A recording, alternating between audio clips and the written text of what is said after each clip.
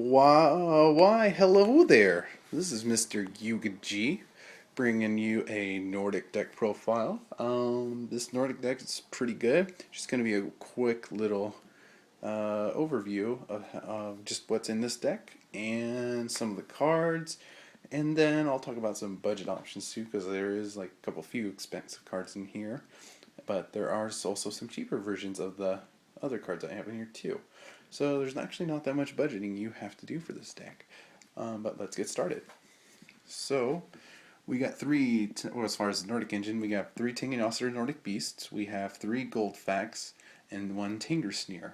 The Nordic Beasts are pretty much the only good thing about the Nordics. Some people like Vanadis. I really don't like her that much. Used to run her, didn't really like it. But the Nordic Beasts are pretty much what make Nordics work.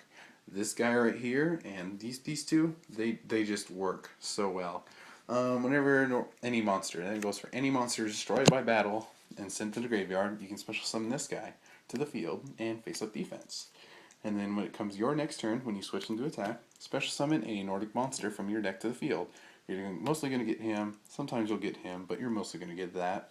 There's two hamsters who can search out the black goat or the white goat, and also search out the right goat. Tour guide engine, three tour guides and a Sandgan. Two Thunder Kings. One Envoy. Why not? He should be banned, but he's not banned, so there he is. He's all his sexy glory. Yeah, two Effect Veilers. Very nice tech. Gores. One Max C, he used to main two, but now the second one got replaced by a third Pot of Duality. I'd get kind of cloggy with the second Max C. Last format, he was tearing shit apart, but now he's still tearing things apart, but not as much as he used to do. Two Maxis, two MSTs, and a Heavy Storm. There's a Dark Hole. There's Mind Control and Monster Reborn and Pot of Avarice. I got a Book of Moon. Three Gleipnir's Fenrir's, the troll card is the deck.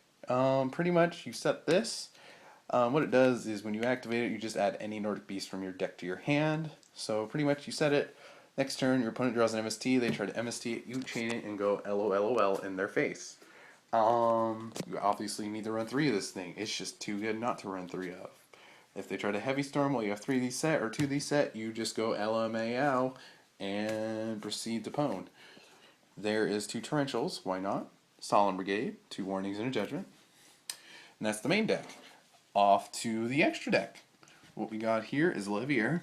I honestly don't have that. I only have one personal combo I can use with this thing, and this just if I have Envoy and Tour Guide in my hand, and I bring out Envoy, and then I use Levier to bring out the monster that I banished. But that's usually, I don't do that. I mainly just use them when I verse other decks, like Chaos Variant, or anyone that likes to banish stuff from the graveyard, or banish cards when they are going to be sent to the graveyard.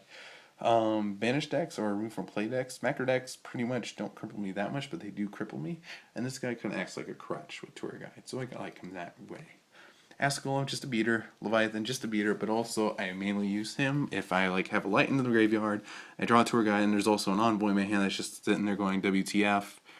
He doesn't know what the hell to do, and he wants to get out on the field. So I'll just summon Tour Guide, get another Tour Guide or Sandgan, Exceed, and I can detach immediately to bring out Envoy. So that's good stuff.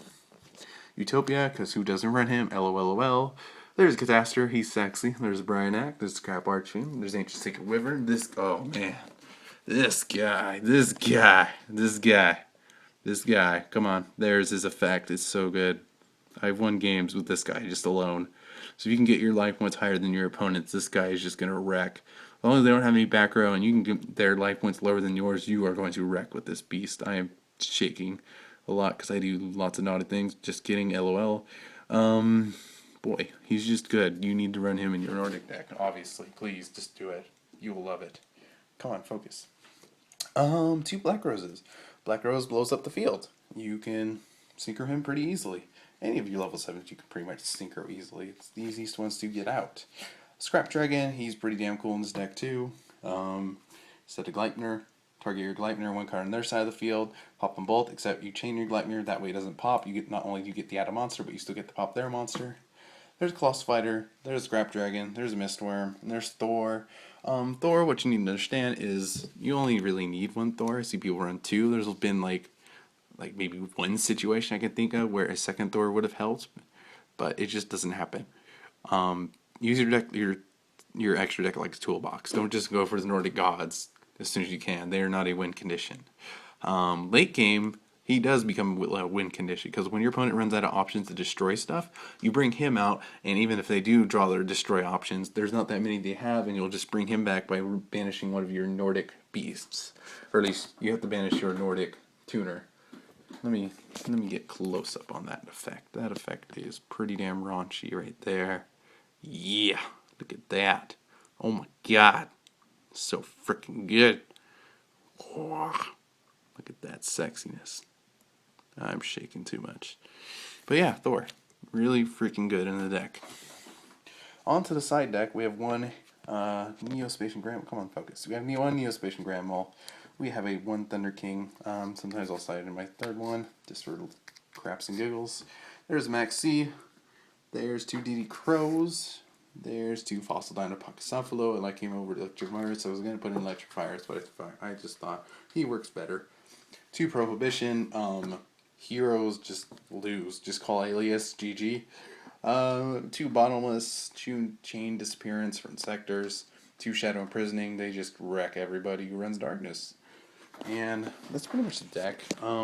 Some budget options, really, if you really need to do that, is Envoy. Yeah, he's expensive, so you can probably replace him with a Chaos Sorcerer. That's what I'm gonna do if they ban him next format. What else? Tour guides, yeah, they're kind of expensive even though they got reprinted. We're gonna replace them with like Vanitas. I always want to try Horn of the Sacred Beast in this Sacred Beast in this deck. Sometimes you get veiled on your Tank and he's just sitting there all awkward. And when they summon maybe they'll summon their Weenie monster, their Wiener monster. Or maybe on Goldfax, he can become a 2400 beat stick. So you can just do that, and that's kind of cool beans. Maybe against heroes. Or Tangerschneer. Or your hamster. There's good things that can come from these guys. Maybe put in Compulses over them. Thunder Kings are pretty cheap now. You can get common ones for a good price. You can get Effect Veilers for a good price too. Not Ultimate Rare. Ultimate Rare is pretty damn expensive. Max C, geez, Compulse. Think of things like that. There's just kind of all kinds of fun things you can do. This deck's just really, really fun. That's why I play it. I'm going to be doing some matches later. I'll be uploading those, and that's the Nordic deck. It does pretty damn good competitively, I gotta say. So, this is Mr. Yukaji signing out.